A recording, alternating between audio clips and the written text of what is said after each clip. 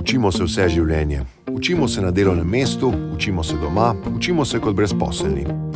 Svet se spreminja in s tem se spreminjajo tudi naše potrebe po učenju. Pomembni postajajo računalnik, digitalni fotoaparati in pametni telefoni, vse več pa rabimo tudi tujega jezika.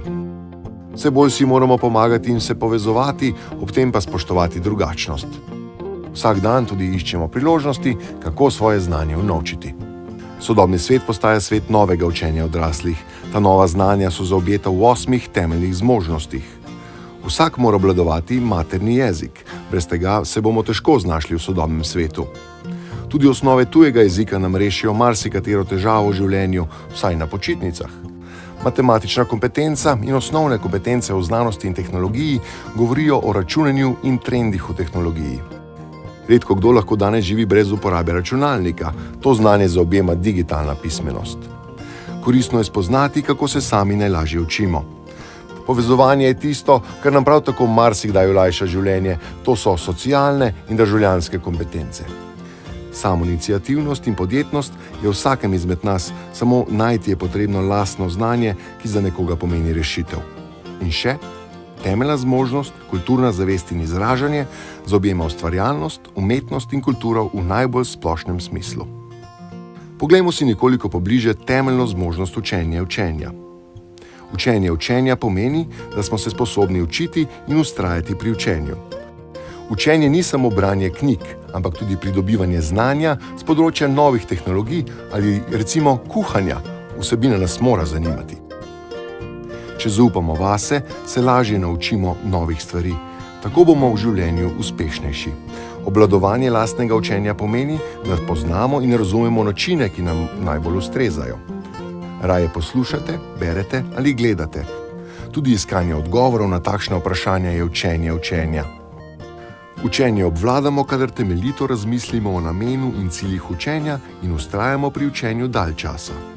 Postopno si vse bolj zaupamo in pridobimo občutek, da lahko sami rešujemo probleme, ki nam jih življenje zastavlja. Poglejmo, kako se zmožnost učenja izraža v Simonovem življenju. Na začetku sem rabil malo pomoči tudi v knjižnici, ker tu dolgo nisem hodil. Je bil kar precej strokovne literature za iskati, samo vprašati. Zdaj se pa že znajdem sam. Na dan lahko približno 4-5 ur, neprekinjeno. Pa žraba malo premora, ja. Če se vse naenkrat, polje tudi zmešam pojme in rata je namenještra po domače ven. Na začetku sem se lotil, sem skoraj 3-krat mogel odvršiti knjigo in je caj malo ven na zrak, tako malo zbestriti glavo. Zdaj pa zdržim in zanimivo, da se tudi stvari si zapomnim. Elevate, dvigniti, dvigati, višati, pusti. Nekaj hudo hribe pa prav vse odmislim, Zato, če bi začel študirati še v hribih, si bi še sprehod uničil, Čeprav, ko se pa spuščam dol, proti domu, pa začnem študirati, da zdaj bi bil že sed, da bi se malo učil in malo pogledal. Jaz se načrtujem dan, pa navadi tako, zjutraj najprej vstanem, normalno, pa normalno se eno kavico skuham, to je že tista bolezen in navada. Pa grem najprej na en pohod, ta prvo zjutraj, mislim, odvisno od vremena. In polje pa pohodi, se še malo umirim in polje se pa že spravim malo k knjigam in učenjem. Sam ne jamam vse hkrati, ampak po posledkih. Danes sem pa itak slučajno to, ker moram še na stvari pogledati, ker sem jih včeraj pozabil pogledati. In tudi pametno je bilo, da sem prišel, ker ponavadi tudi tistih knjig, ki jih iščem, jih tudi doskrat ne. Nekatere stvari mi grejo hitro zapomnim. Najbolj problematične so pa kakšne datumi, kakšne letnice zgodovinske in tako. Tisto dela malo probleme in če ne povežem s kakšnim dogodkom, si ne zapomnim. Ponavadi se pomagam pa tako, da se s kakšnim dogodkom povežem in pa ostane spomin. In ponavadi se učim tudi hodim gor in dol z veskom v roki in se tudi na glas ponavljam stvari. Več ali manj sem brez glasbe, imam rajši tišino. ker če nije me zmeša vse v kop, ne. Potem začneš glasbo študirati in pozabim, kaj sem se učil, ne. Mislim, me dekoncentrira me, ne. Ma ponavadi si, rečemo, svinčnika si počrtavam, ne. Ta glavne stvari, glavne kontaktne stvari, ne. In potem si pač tudi zapišem na posebne lističe in delam tudi, imam eno tako mapco in si spravim noter. Tako da, ko ponavljam, da tudi vem, ki ima, če slučajno se ne zapomnim, ne, še enkrat pogledam tisto. Ja, najbolj sem uspešen, če ponavljam, rečemo, da se lotim en dan prej, da se lotim popoldne, rečemo, in da ponovim po zvečer, ne, in potem je tisto snov, ki se jo ponavljam popoldne, jo še enkrat zjutraj preden grem. To je najbolj mi stane v glavi. Najbolj mi stane v glavi lik jutranji čas preden grem, ne. Ker sem bil na Lipi, nisem toliko opravka z računalnikom, ne, strašno malo, ne, tako da mislim, glavne funkcije, verjetno trobkovnica, tu je bilo, vse ostalo je bilo pa brezskromno, ne. Če kaj rabim, tudi poiščem na internetu, rečemo, te stvari, ne, in se tu še vse spopolnjuje, ne, tako da gre še naprej tu, ne.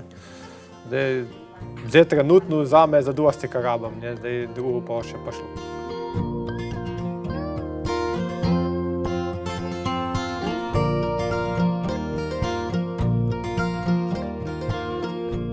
Ja, Simon je dober sosed, zmeram prijazen, zmeram pripravljen, če ga karkoli prosimo, zmeram je na usluho.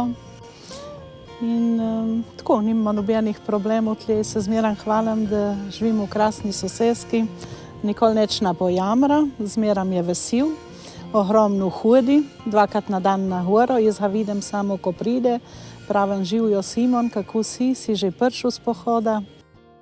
Ko je izgubil službo, ne, bil dolgcet, pa bil skozi doma. In potem se začel hoditi na goro, je shujšal. Hodim približno leto in pol. Vidite, je ura težko v oknu, ponavadi je vsak dan gor, danes tudi ne moramo iti popoldne gor, ne. Sem hodil zato, da bi malo shujšal, ne. To je bil prvi tak vzrok, da sem hodil kaj gor. Sčasoma sem ugotovil tudi, da tudi zaradi same narave se mi splača hoditi, ne. Sem se tudi večkrat ustavil, sem videl lep razgled dol in sem se skoraj že malo zaljubil v to stvar, ne. Na teh poteh sem se naučil pač par zanimivih stvari. Rečemo, v pohodništvu nisem imel pojma, kako se tu obnašaš v hribovitih krajih. In pa tudi pohodnike srečavaš, sorodne duše.